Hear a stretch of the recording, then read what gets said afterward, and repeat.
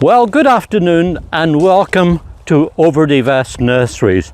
I'm David Wilson and I'm here in the middle of our production nursery.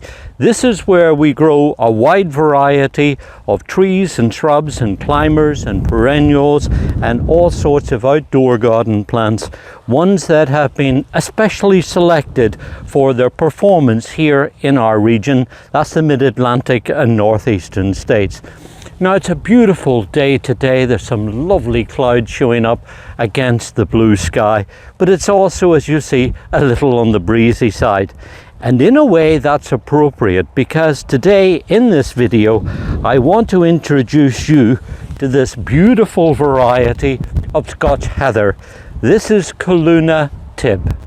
And the reason why I say that it's appropriate to have all this wind today is that the forerunners of this variety grow naturally up in moorland, in upland areas, mountainous areas, in places like Scotland, Scandinavia, I believe, certainly places like Iceland, and all the way through Northern Europe and even into Asia Minor, and of course also in Northern Ireland, which is where my home is and where I come from. So I'm very fond of seeing this plant, and it's useful for us to be able to grow it in our gardens too.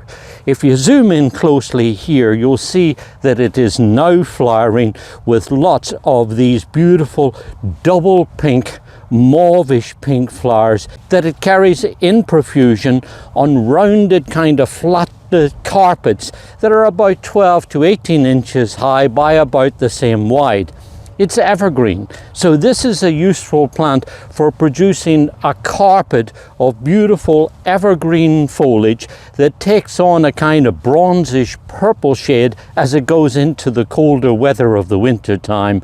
And you can use it either as a single individual, but they're probably best when they're planted out in informal groups, 3s, 5s, 7s, 9s, and so on. And they work very well with dwarf conifers and also spring bulbs and things like that too. And they're great if you've got a bank or a hillside or a raised bed or even a rockery. You'll find that these sit up and give a very nice evergreen effect and brings all of this beautiful color to your garden at the end of the summer and early part of the autumn time. As far as growing it's concerned, the trick is to try and keep the soil, if you can, consistently moist. They like an acid soil. Somewhere between 5.5 and neutral is ideal. And I would suggest, if you want to try and grow this, is that when you plant it, you incorporate plenty of organic matter, because they love a rich, humus-rich soil that's free draining. They don't like it wet. So when you plant them, make sure to dig a good generous sized hole, work in plenty of organic matter, put down a mulch, because that will help to retain moisture and keep the soil a little on the cooler side too. Water them well until they get established, but be careful not to overwater them at the same time. As I mentioned, they need really a free draining soil. Outside of that, you'll find that they're really very easy to grow, except whenever you get into the early part of the spring, the only maintenance really that they need is a trim over, either with a pair of little hand pruners like I've got here, or perhaps a hedging shear. And that means that when you trim them back, you'll help to keep them short and compact and extra lush with lots of this lovely bright dark green foliage. You see, the way they grow is they grow out on spikes. They produce the flowers now, as I say, at the end of the summer, and then if you look at the end of it, you'll see that they put on another spurt of growth and then they flower again. So if you don't trim them, they tend to get a little on the leggy side.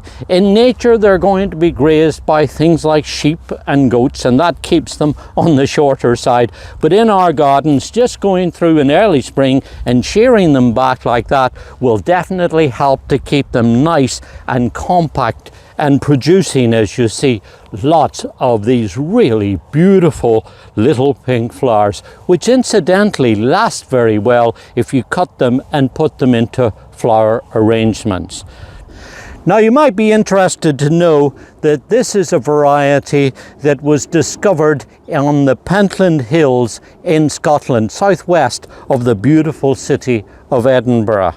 There was a lady there called Isabel Young, and in 1934 she discovered this clump with beautiful double pink flowers. In nature, Calluna vulgaris always has single flowers, and this particular clump caught Isabel's eye, and then in 1938 it was introduced by a famous English nursery called Maxwell and Beale, and they were down in Dorset in southern England. Now over the years they have introduced quite a lot of very good varieties of heaths and heathers, many of them that are still in production today. And this particular variety with its really beautiful double flowers is one that has stood the test of time, because that was introduced just before the Second World War in 1938, and then it was subsequently given an award of merit by the Royal Horticultural Society, and so it's a variety that has very definitely stood the test of time, and as you see, puts on a beautiful show. But there's another reason why I wanted to focus today on this plant.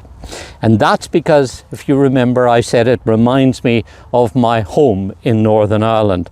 And every time I look at these plants, reminds me of a story that I heard about a man who lived in a place near where I used to live, a little place called Gorton. Now Gorton's only a wee place. It's a very nice community filled with friendly, very hospitable people, and this man had a farm some way out of the town up on the side of the Sperrin Mountains, which is the predominant kind of upland rolling landscape in that area. And there's an area called the Gorton Glen, and during the summertime, when we get into August and early September, the whole tops of these hills turn a beautiful shade of this lovely mauve color. Very popular, a scenic attraction. People will go there and stand and just watch the hillsides covered with this beautiful pattern of mauve and purple. And when you get a cloudy day like today and you see the pattern of the clouds reflected on the landscape, it's really very beautiful. Well, this man had his farm. He lived with his mother. She did the washing and the cooking, and he ran the farm. Everything's okay, except he's starting to get a little, I suppose, antsy. He feels like it's time to venture out and do something a little different.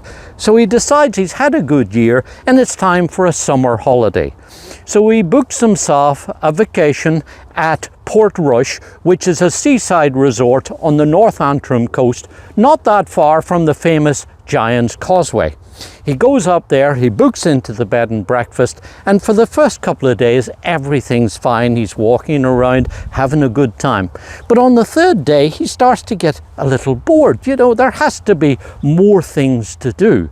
So as he's walking down the street, he sees a sign outside the bus station, and it says there, mystery tour. And he's thinking, oh, that would be good, see a bit more of the countryside. So he goes in, he buys his ticket, he gets on the bus, and guess where it took him? Right back to the Gorton Glen, the place they came from originally. So now if you go to visit some of our partnering garden centres, and you see this lovely variety of Calluna vulgaris with its lovely double flowers carried in profusion above lovely soft feathery foliage, you can remember the poor unfortunate man who took himself off on his first summer vacation and then took a mystery tour that took him right back to the area that he came from. This is David Wilson. Enjoy your gardening. It's good for us and it's good for our environment too.